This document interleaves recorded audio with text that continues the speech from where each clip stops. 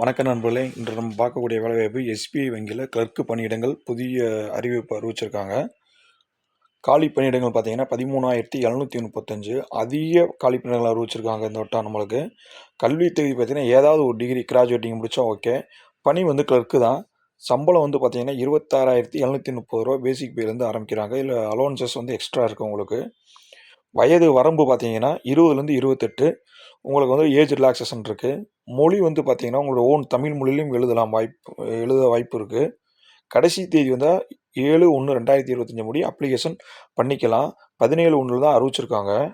தமிழ்நாடை பொறுத்தவரைக்கும் எஸ்சிக்கு 63, எஸ்டிக்கு 3, ஓபிசிக்கு 90, இடபிள்யூஎஸ்க்கு 33, ஜென்ரல் கோட்டாவுக்கு 147, ஆக மொத்தம் 336 அறிவிச்சிருக்காங்க.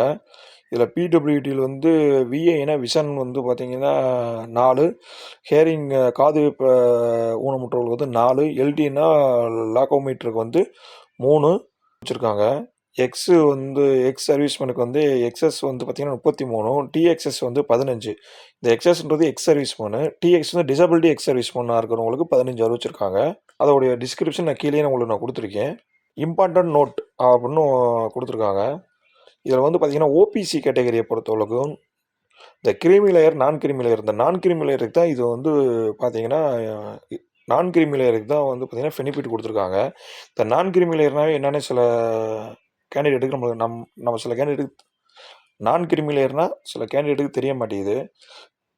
கிரிமி லேயர் என்பது இந்திய இடஒதுக்கீட்டு அமைப்பில் சமூக ரீதியாகவும் பொருளாதார ரீதியாகவும் கல்வி ரீதியாகவும் மிகவும் முன்னேறிய பின்தங்கிய வகுப்பை சேர்ந்த சிலர் குறிக்க பயன்படுகிறதுன்றாங்க. இந்த நான் கிரிமி லேயர் பொறுத்தவரைக்கும் பிலோ 8 lakhs ஆண்டு வருமானம் 8 lakhs கீழே இருக்கிறவங்க நான் கிரிமி லேயர்னு ஓபிசி கேட்டகரியில் கொண்டு வந்திருக்காங்க. இந்த நான் கிரிமி லேயர் தான் அந்த ஓபிசியோடைய பெனிஃபிட் ஃபுல்லாக அடையலாம். இடபிள்யூஎஸ் எக்கனாமிக்கல் வீக் செக்ஷனை பொறுத்தவரைக்கும் 2023-24 வேலிட் பண்ணி 2025 எக்ஸ்டெண்ட் பண்ணி சர்டிஃபிகேட் வாங்கி வச்சுருக்கணும்.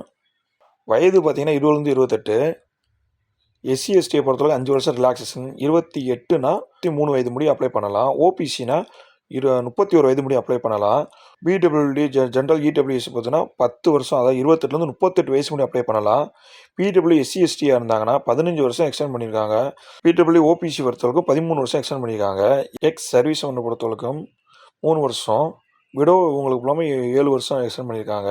ட்ரெயினட் அப்பியரன்ஸ் ஆஃப் எஸ்பிஐயில் ஆல்ரெடி அப்பியரன்ஸாக இருக்கவங்க எஸ்சிஎஸ்டிக்கு 6 இயர்ஸும், ஓபிசிக்கு 4 வருஷமும், ஜென்ரல் இடபிள்யூஎஸ்க்கு 1 இயரும், பிடபிள்யூஎஸ்சினா 16 வருஷமும், பிடபிள்யூ ஓபிசி கேட்டகரிக்கு 14 வருஷமும், பிடபிள்யூபிடி ஜென்ரல் இடபிள்யூஎஸ்க்கு 11 வருஷத்துக்கு ஏஜ் ரிலாக்ஸேஷன் கொடுத்துருக்காங்க.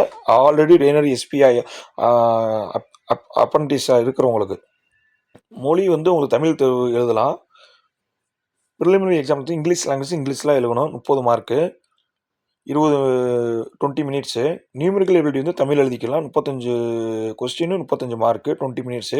ரீசனிங் எபிலிட்டியை பொறுத்தவரைக்கும் தமிழ் எழுதிக்கலாம். 35 கொஸ்டின், 35 மார்க்கு.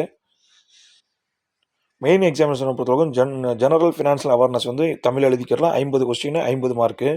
ஜென்ரல் இங்கிலீஷ் லாங்குவேஜில் எழுதணும். 40க்கு 40.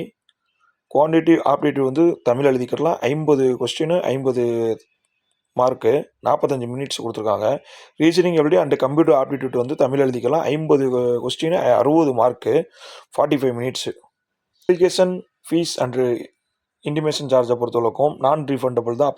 அப்ளை பே பண்ணிட்டேன்னா non refundable. SC ST PWBD ex serviceman, disability ex சர்வீஸ்மேனுக்கு நெல்லு.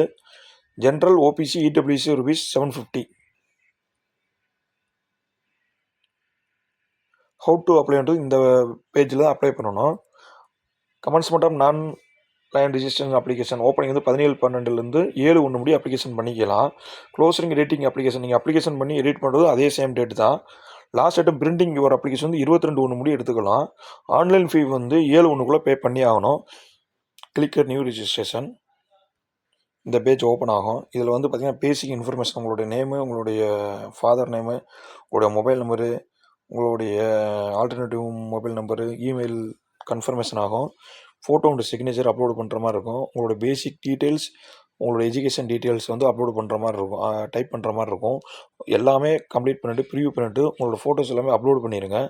அப்லோடு ஆயிடுச்சு அப்படின்னா நீங்கள் பே பண்ணிடலாம்.